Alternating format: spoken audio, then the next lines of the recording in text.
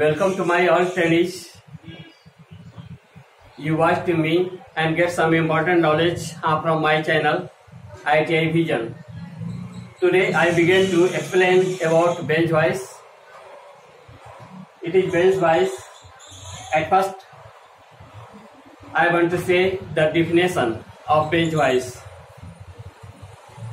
Bench voice is a particular equipment which is used to hold some plate and many types of other object tightly,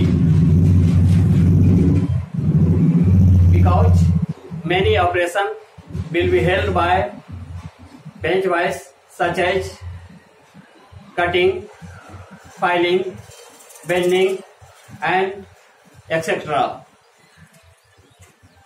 In other words, दूसरे शब्दों में हम ये कह सकते हैं कि ये बेंच वाइस एक खास उपकरण है जिसके द्वारा हम बहुत सारा ऑपरेशन को बेंच वाइस के सहारे कर पाते हैं, लेकिन इसका मेन काम है किसी भी ऑब्जेक्ट को कसकर पकड़ना। तो ये बेंच वाइस है। तो सबसे पहले हम इसके टाइप के बारे में बता दें कि बेंच वाइस डिफरेंट प्रकार के होते हैं, जिसमें हम देखें कि एक में यूनिवर्सल वाइस है, पाइप वाइस है, हैंड वाइस है, मशीन वाइस है, सिंपल वाइस है, कॉम्बिनेशन वाइस है, लेग वाइस है, ड्रिल वाइस है, फ्लेंज वाइस है, टूल मेकर वाइस है, कारपेंटर वाइस है। तो इस प्रकार वाइस का मेन मकसद यही है कि टाइटली किसी भी ऑब्जेक्ट को पकड़ना, कसकर पकड़ना। अब हम इसके बारे में बताएं कि इसके कौन कौन से भाग हैं और किस किस से बना हुआ है ये। तो ये हमारा जो बॉडी है बेंच वाइस का, वो कास्ट आयरन का बना हुआ है। ये बॉडी जो हमारा कास्ट आयरन का है। ये हमारा क्या है, कार्बन स्टील का बना हुआ है, जिसे हम फेस प्लेट कहते हैं। और ये क्रॉस कट होता है, क्रॉस कट बना हुआ रहता है कि ताकि मेटल आसानी से पकड़ा जा सके और फिसले नहीं ऑपरेशन के समय। इसीलिए ये अलग से जुड़ा हुआ है, जिसे हम दिखा रहे हैं कि ये स्क्रू के द्वारा इसे टाइट कर दिया गया है, और समय आने पर जब ये घिस जाता है तो इसे हटाकर दूसरा फेस प्लेट लगा दिया जाता है। तो अब हम यहां देख रहे हैं कि सबसे पहले हम बेस को जाने। ये आधार है और इसमें ये क्या है कि होल 4 बोल्ट है। यहां देख रहे हैं कि होल 4 बोल्ट नट बोल्ट के सहारे हम बेंच वाइस में इसे दोनों तरफ कसते हैं। इसीलिए ये बेंच में प्रयोग होने वाला वाइस है, इसीलिए इसका नाम बेंच वाइस रखा गया। दूसरा ये क्या है, फिक्स जा है। ये जबड़ा जो है ये आगे या पीछे मूव करने वाला नहीं है, बिल्कुल फिक्स है।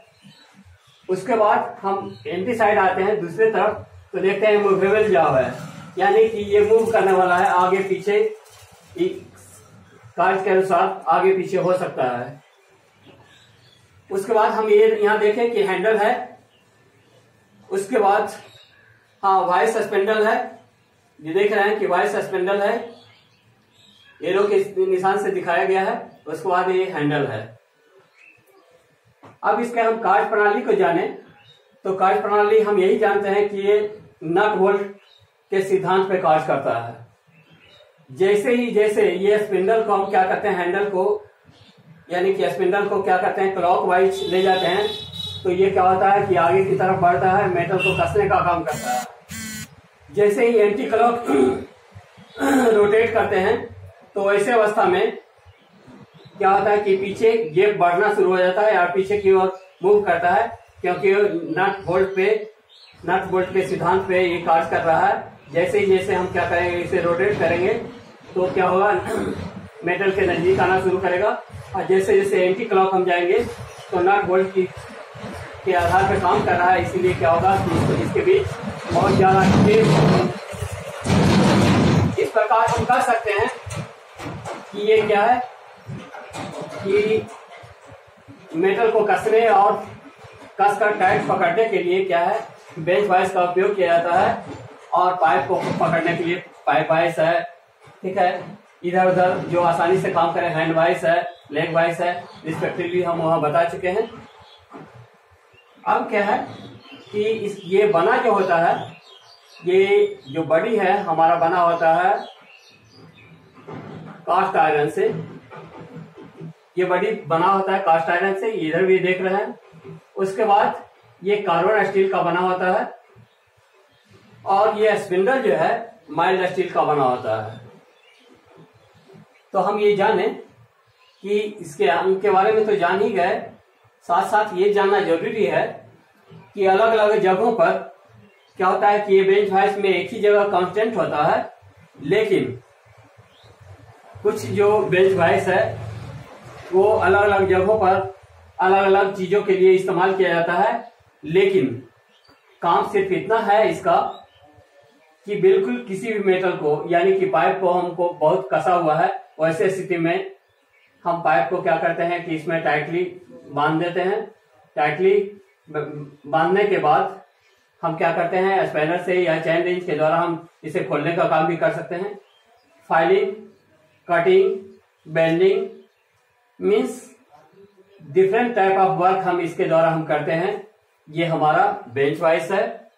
आप लोगों को बेंच वाइस के पार्ट के बारे में किसका बना है तो हम बताएं कि कास्ट आयरन का एक बॉडी बना हुआ होता है, ये कार्बन स्टील का बना होता है जिसे हम क्या कहते हैं, फेस प्लेट कहते हैं।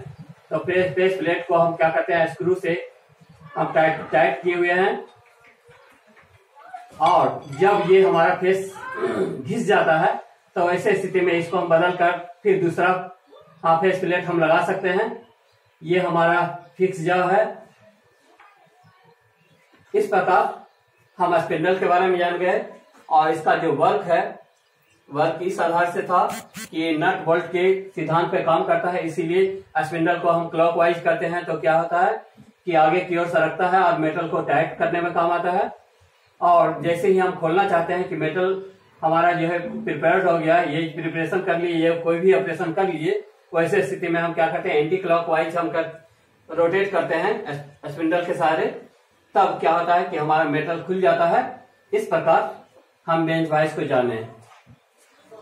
तो आप लोगों को ऐसा लगता है कि समझ में आ गया होगा। अगर ये वीडियो अच्छा लगा है तो इसे लाइक करें, सब्सक्राइब करें और बेल आइकन को दबाएं। Thank you.